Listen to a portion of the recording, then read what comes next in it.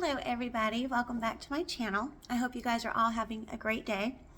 Do you know the story of the prodigal son in the Bible? I'm going to try to do this and not cry.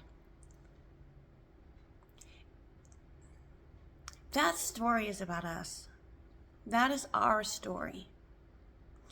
The father in that story is God. We are the prodigal son.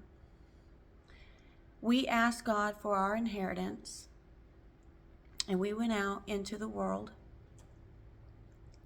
And when we realized that the world does nothing but tear us up, He welcomed us back with loving arms. You know, people have accused me of being fake, being phony. Not recently, but in my past. They just didn't think that I was as happy of a person as I am. And I've always been a happy person.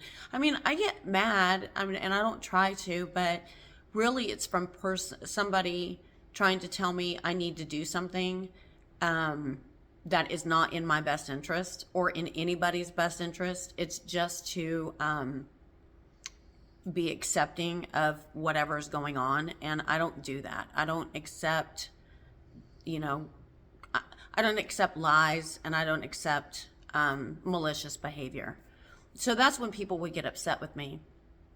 But the story of the prodigal son is about a rich dad who his son wanted his inheritance early, so he gave it to him. He went out into the world, he partied, and ended up working in a hog pen, and realized that the servants for his father were treated better than he was being treated. He was starving, he was malnourished, he was underfed, or didn't have any clothes, didn't have a penny to his name because he blew it. Well, when the dad saw him coming, he opened up his arms. He had a huge party for him. If somebody treated us like that, we would turn our backs to him.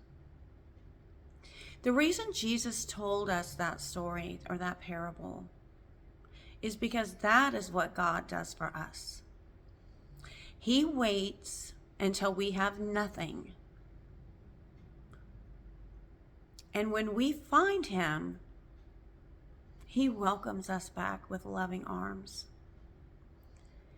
And it's generally when we've experienced something devastating, or we've fallen on our face, or we're being victimized or accused of things that we didn't do. And personally, I've had God with me my whole entire life. And yes, I've made decisions that went against my best interest according to what God wants for me. And I fell on my face. But God never shut the door on me. Whenever I would come back and ask Him for help, He never shut the door on me.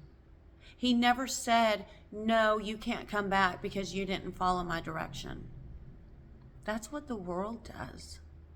The world shuts their door in our face. God never does. If you have to believe in anything, my advice is to believe that God wants what is best for you. God wants only good things for you. He only wants good things for me. But there is a trade-off. You don't get everything you want. You get what God says. And sometimes that's going to be a beautiful relationship. Sometimes that's going to be a journey by yourself. But what God believes you need, God will provide. He does every time. He's always provided for me my whole entire life. I didn't grow up with money. I left home at 17. My dad made great money, but my dad spent it on his wives, and he felt like I was something that, like a thorn in his side. He didn't want to take care of me. At least that's how I felt. I mean, my two older sisters got braces, and I never did. That kind of gives you an idea. My dad never even showed up for my 8th grade graduation. I mean, you know, it was always more of I was a burden to him than a joyous event for him. So, and I have an idea as to why. But God has never treated me like that. Not once in my life has God ever turned his back on me.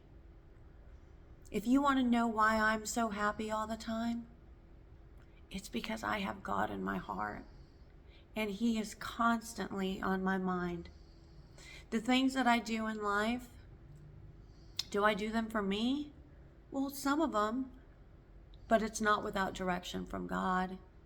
I don't go out and spend a lot of money because I want to have everything else everybody else does. If I don't have the money, I don't get it. And that's okay, because that just means that they're on a different path than I am.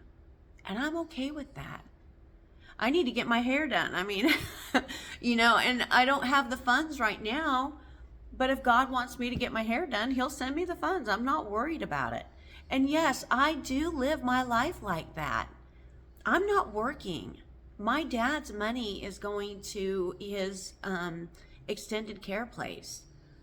But yet I'm still living in the place that I'm living because I know God is going to bring in the resources I need to be able to pay the rent here. That is how much trust I have in God. He doesn't fail. He never does. But you have a commitment you have to make to him too.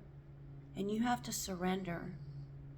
And surrendering is the hardest thing for most to do, because it is a complete surrender. You surrender your ego, you surrender your desires, you surrender your wants to God, and then he will provide. You guys, I hope you have a wonderful afternoon, and if you like this, please like and subscribe. It'll help the channel. I appreciate it. Bye.